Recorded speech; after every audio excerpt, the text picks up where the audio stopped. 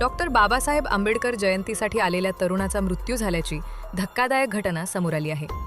पंढरपूर शहरातील इस्बावी परिसरात राहणारा अमित प्रक्षारे वय 30 हा तरुण सांगोला पाणीपुरवठा केंद्रासमोरील नदीपात्रात बुडाल्याची घटना घडली. शुक्रवारी दुपारच्या सुमारास तो पाण्यात उतरल्याचं सांगितले जात असून त्यानंतर तो बेपत्ता झाला होता.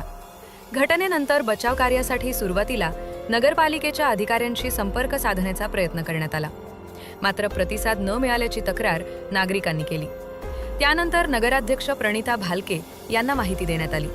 माहिती मिळताच त्यांनी तात्काळ घटनास्थळी धाव घेत बोट आणि कर्मचारी रवाना करून शोधमोहीम सुरू केली. पोलीस, प्रशासन आणि नगरपालिका कर्मचारी दिवसभर नदीपात्रात शोध घेत होते. मात्र अचूक ठिकाणाची माहिती नसल्यानं अडथळे येत होते.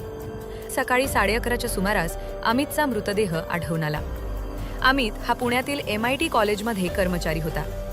या घटनेदरम्यान नगराध्यक्ष भालके यांनी ठिय्या मांडत प्रशासनाला कामाला लावले.